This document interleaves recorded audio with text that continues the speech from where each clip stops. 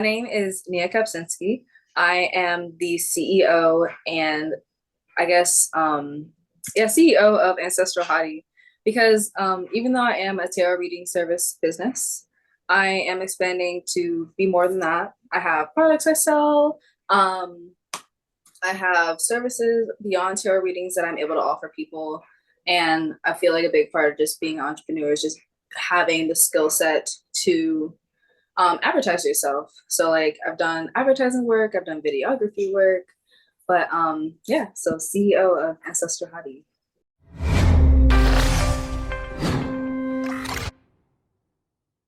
Hey, it's Kellen, and today on Diversified Game, you guys are in for a treat. It might go deep, might go so deep for y'all. Some of you might be scared and say, "What's happening? He has the ancestral hottie." Nia's going to give us the game today on how she got into this. And when you guys see her last name, I'm glad I'm not the only, I'm going to say it without confirming it. I'm not the only Jew on the line, whatnot. But that sounds like a Polish Jewish name. Is that correct, Nia? Yeah, it's Polish, but not Jewish. Now, okay. I grew up with a little bit of everybody, so I know, some folk. I'm like, is that? But gotcha. Well, welcome to Diversified Game. Let's get into it because and we met, just so people know, we met at a great gala in Houston recently, the official Black Book. It was beautiful. Nia was looking good. Her client was looking good, and she was so friendly in a room full of just Black excellence. But when she told me what she did, I said, "Oh, we got to talk," because she's a manager and she's so much more. But let's get into the stuff that gets Black folk nervous. Ancestral Hottie, the tarot cards, folks get, what is this? Oh, no. So give us the game on what you do, why you do, and when you started. Okay, so what I do. Well, I am a tarot reader. So when I am reading the cards, I'm tapping into your energy, the energy of your guides. And I am a devotee of Santa Muerte. So I will use her energy to assist me when I'm reading the cards. So when I am in my practice, I'll, of course, like read for myself and I'll really have my own interpretation of what each card means. So I feel like people who come to me and they really, enjoy my readings, enjoy what I do, it's our energy connecting. That's all a reading is: energy connecting, conversations being had, and a mutual shared understanding of the knowledge that we all have within us. Because tarot cards, they tap into a part of our subconscious that is, what's what I'm looking for? That is stimulated by pictures. You know how sometimes we just see a certain image and something just clicks. That's what tarot cards are supposed to do for us. Connect these things within our subconscious so we can better understand the reality that we live in and the options that we have. And for some of us, even depending on how skilled we are within reading the cards, what's going to come up next. That's why some people, they're very, very accurate. They have very, very great accuracy with, telling what's going to come up next. Some people may specialize in, love readings. Other people specialize in career readings. It kind of just really depends on that person and the energy that they are most tapped into. I started reading cards when I was in, oh gosh, probably like middle school. I got into cards because I am a sucker for love. And I had a crush on this boy, and he did not return my feelings. So I was like, man, I just need to understand what's wrong with him, what's wrong with me, why can't I move on? And I got my first deck. And ever since then, I was kind of like, okay, that actually makes a lot of sense. Like, it makes sense, like, what this card is showing about me. This is exactly how I feel. This is really a good way for me to process this. Because the tarot cards, they're really a tool for us to be able to transform our lives into a better version of ourselves. That's why the cards don't always tell you what you want to hear. It's going to tell you the truth. Mm. But I got into the cards because I wanted to be able to heal myself. I wanted to be better, and I didn't want to allow one fantasy to just get carried away to get my life carried away. Ever since then, of course, I've been practicing years and years, middle school, high school, college, ever since now. And um, the cards really have given me a lot of stories and a lot of insight that I feel can be timeless. So no matter what I, venture off into tarot reading and, connecting with just another person is something that is, I guess, what the tarot card is all about, at least the way that I perceive it. Um, Okay. I guess, what questions do you have for me based off of that? Because I kind of feel like I got off course. No, you're good. You're good. And I want to tap in because the purpose of this podcast, it's a no judgment zone. And it's to show again how people start, sustain, and succeed in what they do. Everybody is going to have their own individual journey. So, mothers who are listening, grandmothers who are listening, great grandmothers, don't just start praying and saying, oh, no, this is turn this off. Listen to where someone came from because you don't know, your system can transform into so many other things and you don't know where this life, you're still so young, you can do whatever you want in life, and I think we all could until you're dead, you're alive, right? But can you maybe demystify things, because when people hear tarot cards they say, oh, are you also a psychic? Everybody right now calls himself an empath and a philanthropist. And you know what? Everybody, I think, could have the ability if they tapped in, but we know some people don't have that gift and some people don't have the money to be a philanthropist with their time or their money. So talk about, what you do and what you don't do to kind of demystify for folks who try to put everybody in the same, category and say, oh, this is witchcraft. Well, tarot reading, just like any skill, is something that can be learned. We all have the ability to read the cards. It's just some people are able to be tapped in at a more accelerated rate than others, just as how some people have more money than other people. Some people are faster runners than other people. As much time as you want to dedicate to the art of cartomancy, that's tarot reading in more occultist terms, then the more you can learn. Anybody can pick up the cards and learn it. That's why people offer classes. The way that I read the cards, just based off of the experiences and the way that I perceive life.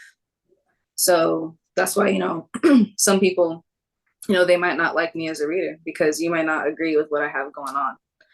And that's why other people, they'll say very different things. But tarot reading is, again, it's stimulating a part of your subconscious. It's something that can be learned because we all have a subconscious. We all have the ability to tap in. And if this is a tool that connects with you, you'll be able to build upon that connection. Some people may not feel connected to the cards, and that's perfectly okay. But if it's divination, that's what tarot reading also falls under, for like the category of what we're doing, divination. Then you may be able to find something else that connects with you. But what I do personally is I really feel that forming a connection with the cards is important. Like the cards are a way for me to connect with my spirit guides and be able to see what options I have or what I'm going through in this moment in kind of almost like a third person perspective. Because it's like, I'll have something going on in my life. Let's say it's another relationship. And I'll be like, man, I really can't get out of my head about the way that this is feeling. What are my options for how to overcome this? And they'll show me a couple different options. They'll really like show how the situation is being perceived by me. And then, we could always ask the cards like, well, what if this is going to happen? How is this going to turn out? And I feel like the more you practice with the cards, the better your accuracy can get towards, predicting what you need to see. But that kind of goes back to my first point. The more you practice, the more you learn, the better you're able to perceive and feel. Because there's many ways for you to strengthen your intuition. And the more of a connection you have with your intuition, the better you'll be able to read the cards because you're tapping into yourself, you're tapping into consciousness, and you're tapping into your guides. A way for you to strengthen your intuition is, again, practicing. You could also go outside to connect with nature. You could meditate. You could you practice not thinking anything, because when we allow ourselves to have a quiet mind and to just feel what we're feeling, and we're looking at the cards and we're just allowing it to hit our subconscious, it can trigger things and it can trigger changes within us that will overall, in like a bigger scheme that we really can't see from, like, today, tomorrow, probably next week even, how these cards are able to influence us. Like, let's say a lot of people are scared of the Tower card. They get a Tower card, they're at a really low point in their life, they're kind of like, oh man, I knew this was going to happen. They're now pondering that tarot card. They're thinking about it. They're looking at their life and they're like, man, I really am in a tough situation. And now their mind is starting to think of ways to either accept what's happening or evolve from this current situation. So everybody has kind of like that gut feeling, and doing what feels good for you to feel more connected to that feeling is all you can really do to learn how to read the cards, or be able to understand how some people can read the cards easier. Okay. Now you had said something earlier of your reading. Was it Dia de Muerte? Is that the Day of the Dead? My Spanish is malo, pero practicar todos los días. Mexico, viva la Mexico. But is that what you said, or did I get the translation wrong? No, I said Santa Muerte. She's known as Holy Death. Okay. I'm gonna have to look that one up. Don't know that one. Yeah. I could tell you a little bit. So Santa Muerte is a folk Catholic Mexican saint deity. She is really popular now in the United States after there. What's a good way for this? What's a good point for me to start? So she's a Mexican folk saint deity. She is really popular now in the United States after the 90s because a lot of her followers migrated over here. She's really popular with people who work in the nightlife. I'm also a bartender, so people who are bartenders, people who are dancers, people who kind of work odd jobs, because she helps anybody and she doesn't judge people. So people who feel like they are very ostracized, like a lot of members of the LGBTQ community, go to her for acceptance, because she is very forgiving and she's very understanding. So I'm a devotee of hers because I've gone through a lot of things in my life where I've had to not only accept myself better, but do better for my life to be better. And when we're able to handle the responsibility and feel heard for what we are needing to elevate ourselves, it's a very transformational feeling. And it really gives a lot of perspective to how connected we are to spirit and to our best selves. Okay, let me ask, because I don't want to assume, because your last name, I said Polish, at least I got that part right. But culturally wise, like, are you I'm not Black Spanish. and Polish? Yeah, and I'm you're Black. not Spanish, and you're No, not Spanish. She works with anybody. She accepts everybody. There's people in Russia. There's people in France. There's people in Italy who worship her. There are white people who worship her, Black people who worship her. She is, because death is everywhere. And people who say that, she's only for Spanish people or she's only for Mexican people, like, you're wrong. And if you read any books about her, they're all going to say the same thing. She loves people. She loves anybody who can respect her, who can honor her. And that's it. Live the life you want to live. Yeah, and this is a spirit, not just a person, right? Is this someone that is a person that you have been able to meet, touch? No, this is a spirit. This is so Santa Muerte, Saint Death, Holy Death. She is the spirit of death. Okay. So Well, because nowadays somebody could say they are, or they came back as, and it happens no matter what the religion, right? Whether you're Muslim, Christian, people are like, oh, I'm reincarnated of. And so we just want to make sure it's clear because you get to live your life the way you want. You get to have whatever transformation. I hate a box. I have 78 more years on this earth as this, right? I don't want to be put in a box. My kids and wife know, don't put me in a box, dude, like we did my mother. And growing, you learn things and you're like, oh, you're exposed to things, and we all take our own learning. So again, judgment free. Let's get into the business side of it. Being Black and Polish, how were you ostracized by both sides? Because I know nobody said, oh, this is great. Yeah, you're talking death, you're talking tarot, you're talking psychic, and she has that on her Instagram. So I'm not throwing psychic on her. She has that. How were you vilified? Does your family still talk to you? How's that going? well, I didn't become a devotee until later in my life. When I was younger, my mom knew that I had like the gift, like we're all able to see spirits, we're all able to hear spirits. But my mom kind of knew. It's definitely on my mom's side, that's the Black side. And my dad, he didn't really acknowledge it. So when I was like, you know, seeing stuff and like feeling stuff, it was kind of just like overlooked by him.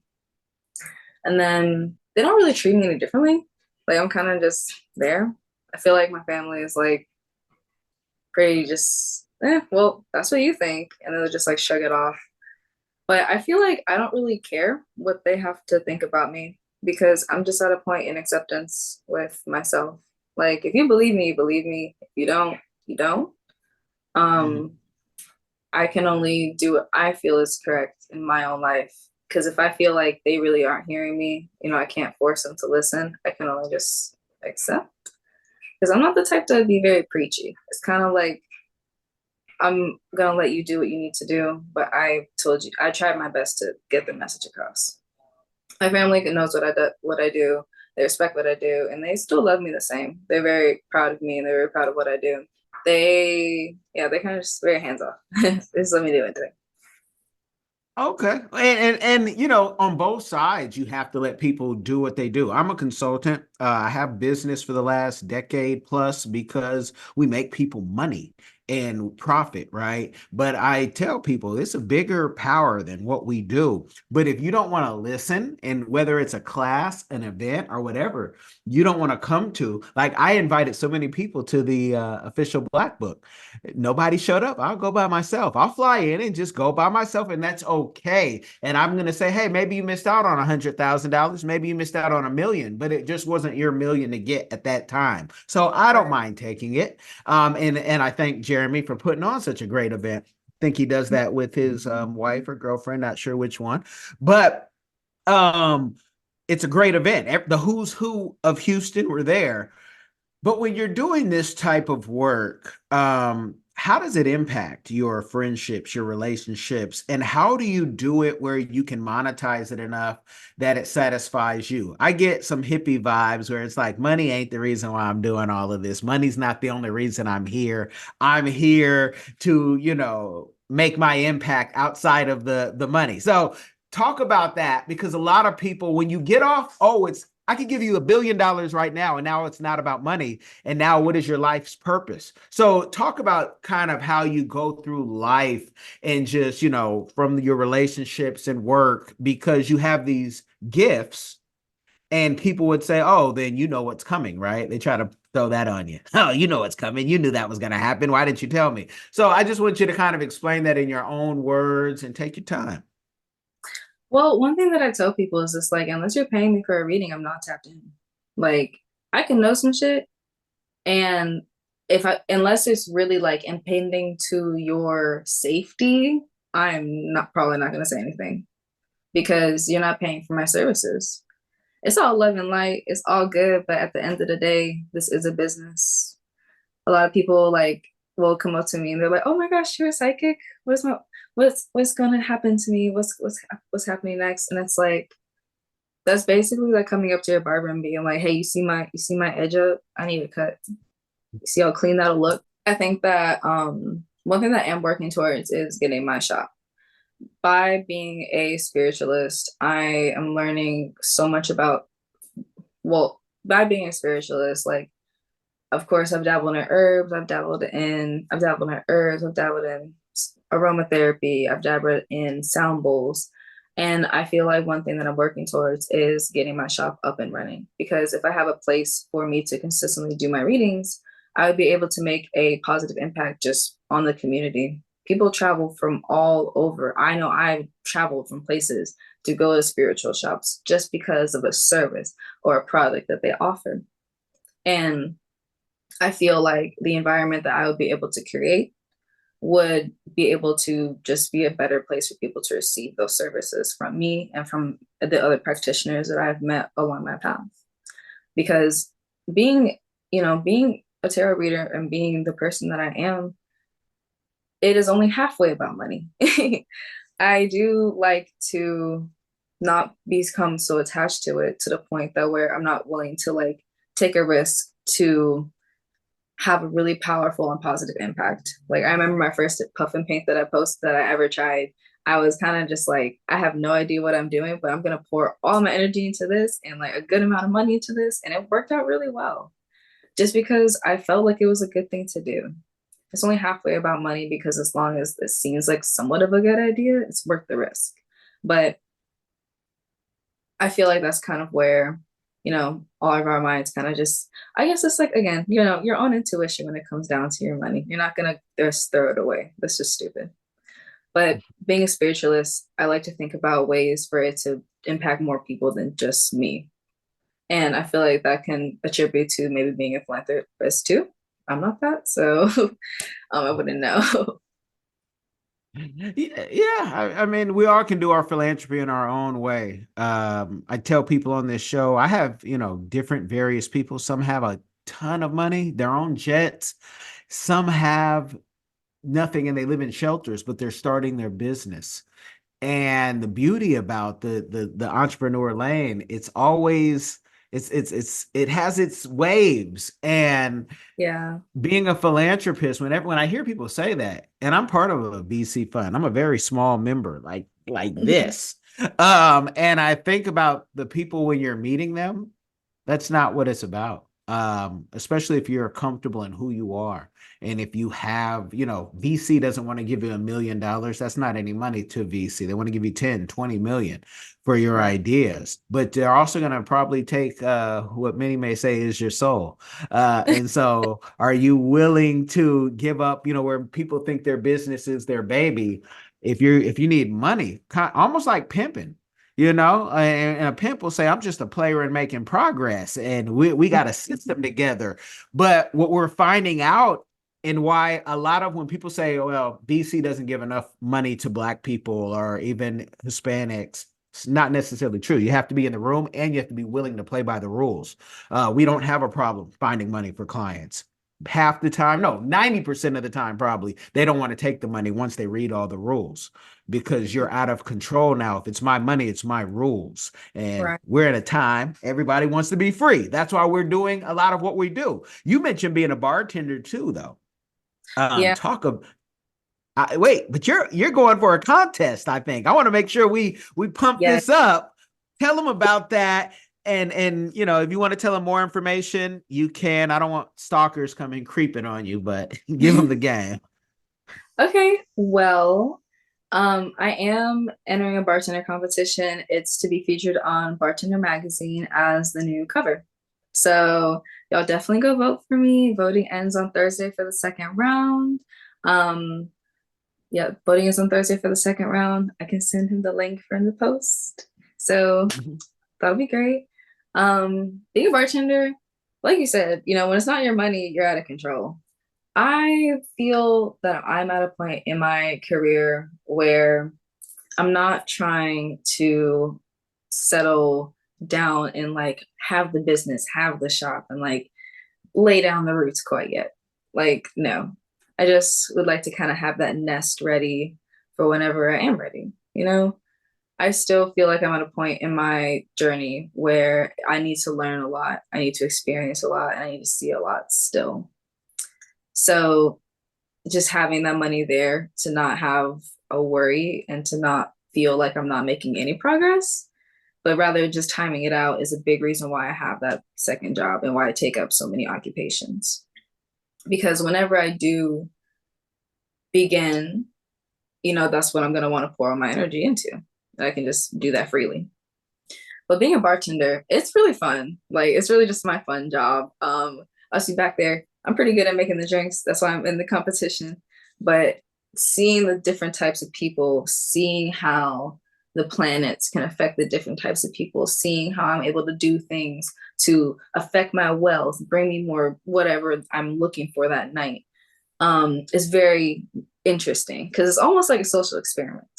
Because it's like if I take like let's say mint, really quick trip for you guys. If you chew mint, you can get like the natural mint, but mint's a really good thing for cleansing.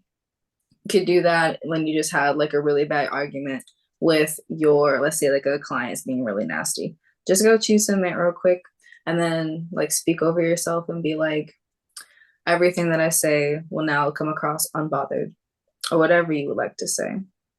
But being able to see how my intuition can affect other people. So, well, not my intuition, but like my influence and my prayer can affect others is very interesting because, like, spirit wants to work for the good of all.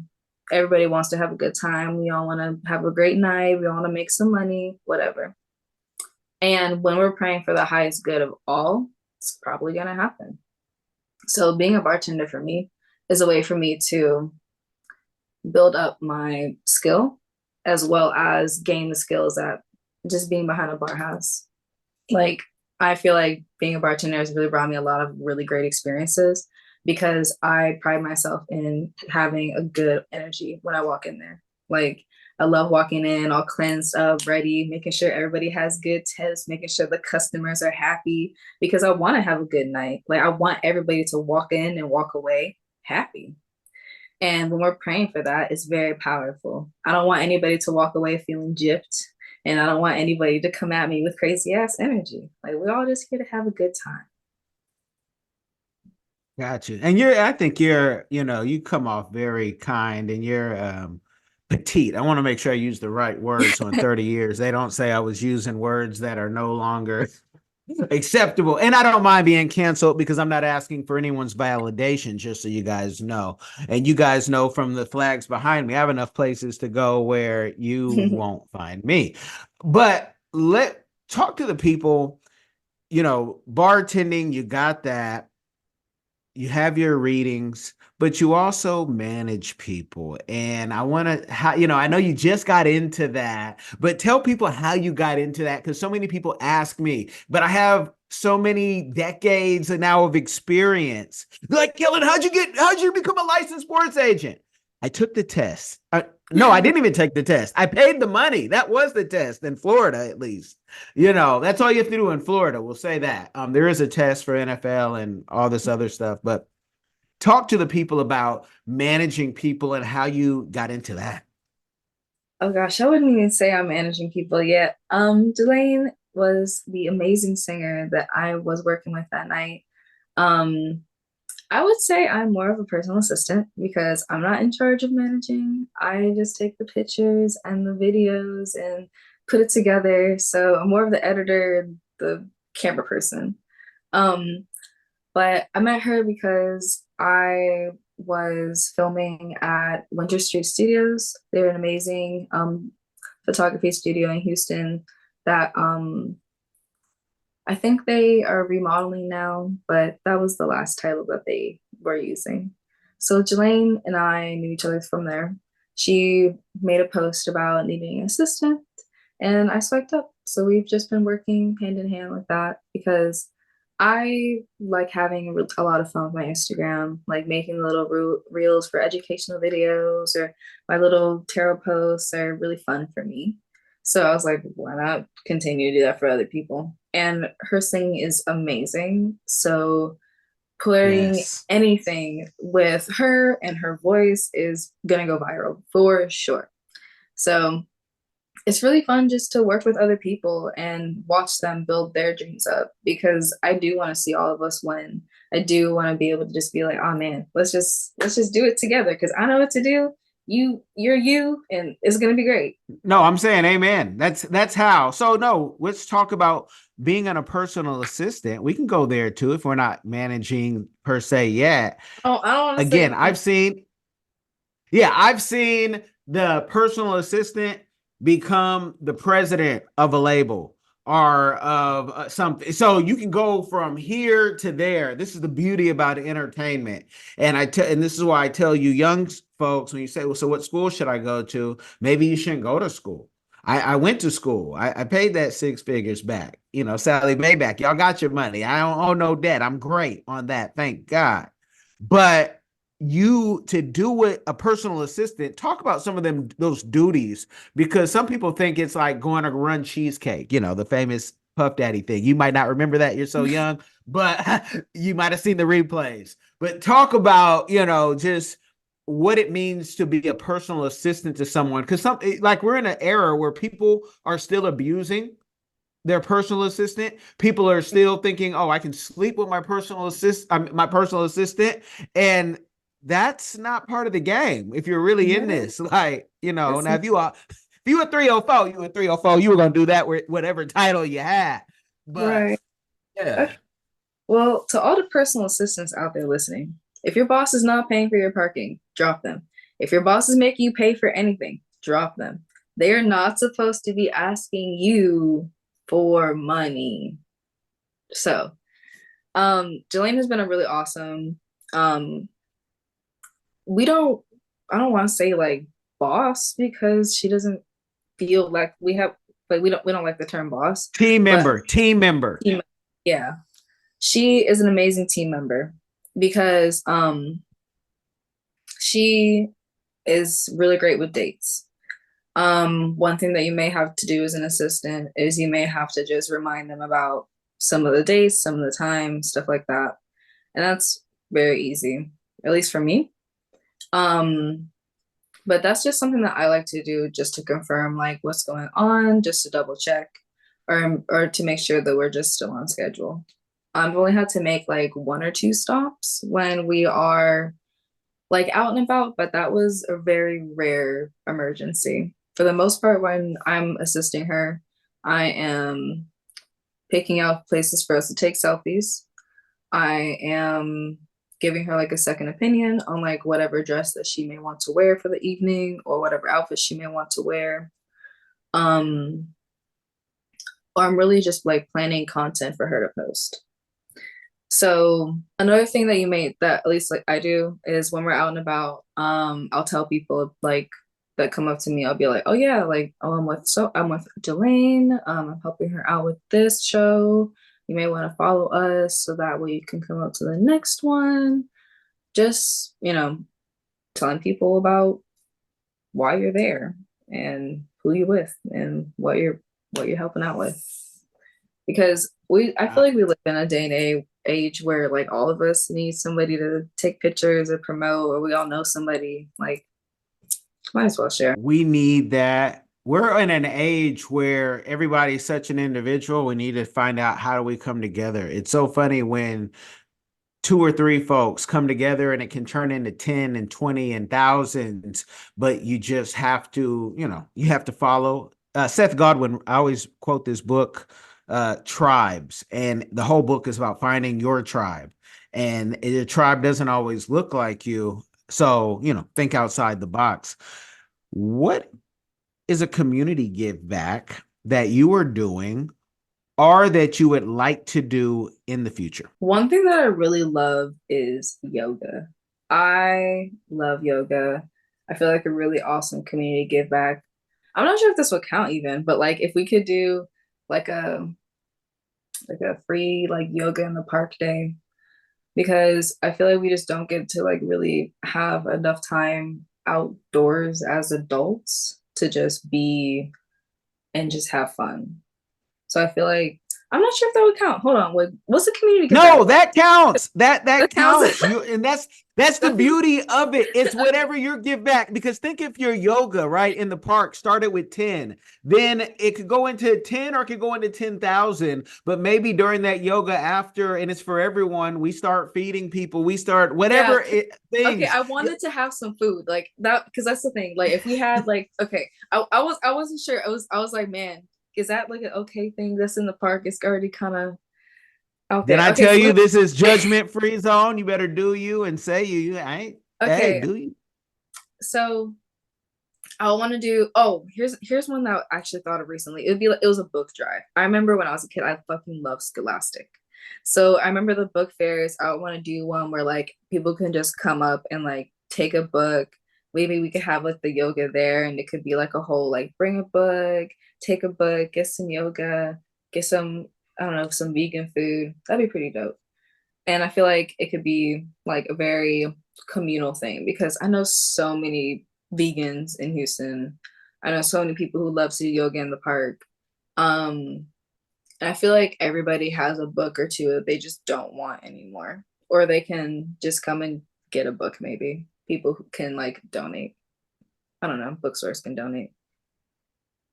Oh yeah, you ever pick up? I saw this first in Seattle when we lived there, and I hope it goes globally. But like, you can be on a trail and you can pick up a book at the trail, or you can give a book, or some neighborhoods have them. So that's a beautiful, beautiful give back.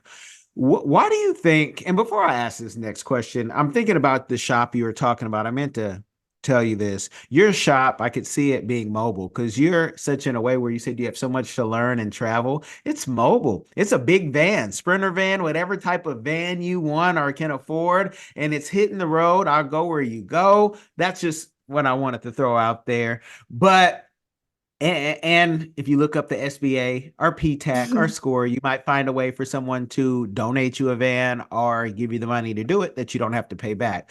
That's a whole nother podcast. You guys go to Kellen Cash and learn that game.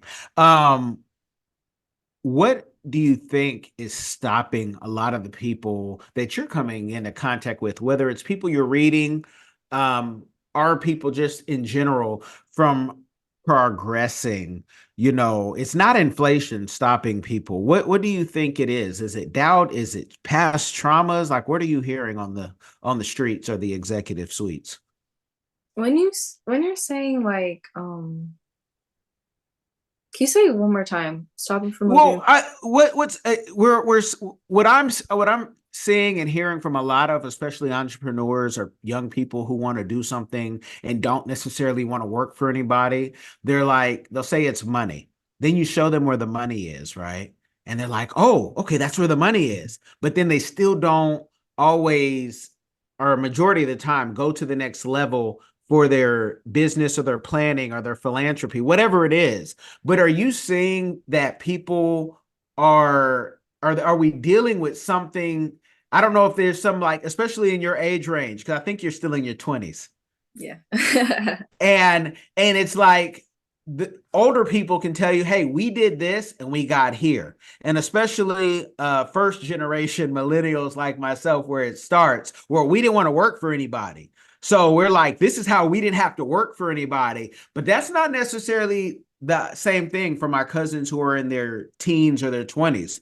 They're like, I hear you, but and that but can be various things. So I'm just wondering, do you see, like, your generation, people around you, is there anything holding you back, or is there any way older folks can support you in your mission, in your plans, whether it has to do with money or just progress? I think a lot of younger kids or like younger people just need to have the space to experience. Like there's a lot of fear that could come behind failing for the one thing that you have been, working up towards.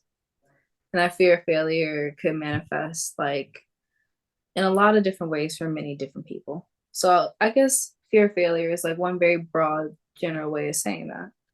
But I think that people also just want to not feel tied down to one thing for the rest of their lives. Yeah, I think that covers it because a lot of people like we all want to have these like multiple different dreams, or at least a lot of like the younger people that I see, and it's really hard to dedicate so much of your time to just one consistent thing, especially when we know there's like so much out there. And I feel like a lot of younger people like we don't want to work. Like we really don't want to work for the rest of our lives. We want to be able to like be free or free, very free. And we're gonna want to try to figure out a way how to do that without having to commit to just one thing. I'm not really sure about I it. I love I I love it. I love it because I get that more and more in this country, folks don't want to work. And I've heard the funny TikToks and hey, can you give us some more PPP money? And the surfer dude talking out there. And it's like, well, there are ways not to have a traditional job, but if you don't want to work at all, do you then need the securities of those people who are working and your people in this country, what's beautiful is there's some mutual accounts or different accounts where if you put enough work in, like the fire system, you can retire at an early age where you can do what you want. I don't yet. I can't give you guys access to my money tree and shake it. So whenever you need money, can't give you access because too much money will kill too many people because they don't have to work. They'll be getting all type of high and drunk, and there'll be no purpose for many. Some folks could handle that, but not the majority. Tell the people where they can find you and any last words why they need to at least tap into a FaceTime call, and it's a paid call, y'all, because that's the way it should be when someone has a business. You shouldn't be asking for no hookup. So give them the game. Okay, well, y'all can find me on Instagram at Ancestral Hottie, Ancestral Hottie. You can also find me on Twitter at Golden Baby X444. That's really where I just like, I don't know, I just be tweeting on there. So if y'all just want to watch me, you could do that. Um, but my FaceTime calls, definitely book me for a FaceTime call or come see me at a market. If you want to see me in person because you don't want to pay for my phone calls, then come see me at one of my many markets that I post at least once a month on my Instagram page. I'm recently coming off of a break right now. So I have a lot of new categories such as the Money Honey, tarot reading, FaceTime call option, check the energy. We can tap into whatever question you may want. My FaceTime calls are unlimited calls and limited questions, and we can go as deep or as long as we can go as deep as you would like, depending on your question. If we have extra time, we could also tap into other subjects. But book a FaceTime reading with me. Follow me on Instagram at Ancestral Hottie, or come see me at one of my markets in Houston, Texas, or Austin. So thanks, y'all. You guys have been blessed with the game, and it is a different type of game. As you see, we don't go into, and if we pay you in crypto, could I then flush that money and then launder it back? No, we don't do that. This isn't not the show to show you how to do any plays like that. It's to show you how entrepreneurs started, sustain, succeed, win in their lanes. Hopefully, you are making plans, taking notes, rewinding so you can win in yours too. Now, your job is to like this game wherever you heard it. Apple and Podbean. I know you guys are the biggest leaders, but let's hook up the YouTube numbers too. You can subscribe to the game. And most importantly, no matter what you do or where you do it at, share this game with somebody. It will change their life. Y'all be blessed. Hello everyone, this is Latasha Blanton from the Real South Africa Travel and Tourism. And you're going to have the opportunity to travel with Phil Scott to sunny South Africa. You guys are going to have the opportunity to come to Johannesburg, and you guys are going to be coming to Durban. And we're going to set it up perfectly. It's going to be like a luxury experience for you guys. At the same time, you're going to be getting some culture.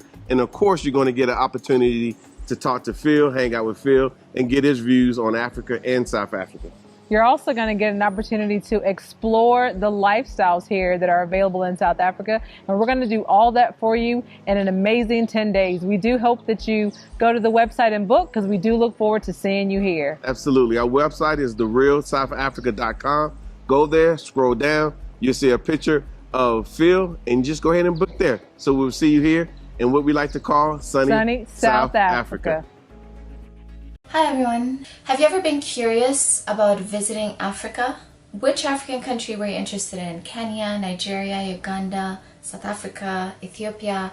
Which country are you interested in? My good friend, Kellen Cash Coleman, came up with a course called My First Trip to Africa that'll guide you through this process. It's only $20, and in this course you'll learn about passports, visas, vaccinations that you need before you go there, as well as a budget, how much the trip is going to cost. He also talks about what you should pack, what you should take with you, how you should travel on a budget. Did you know that $100 is worth 1,000 South African rand and over 10,000 Kenyan shillings? So imagine what you can do with $100 back home. I say back home because I'm from Sudan, I'm African, I already know how it's like. I know that, when you convert Canadian and American money, it goes a long way when you're traveling across Africa. So if you're curious, if Africa is a place that you've always wanted to go, always wanted to move there, Kellen Cash is the person to ask. Check out the course. There's a little preview you can listen to before you actually purchase it. If you're interested in this course, visit www.diversifiedgame.com. Don't miss out.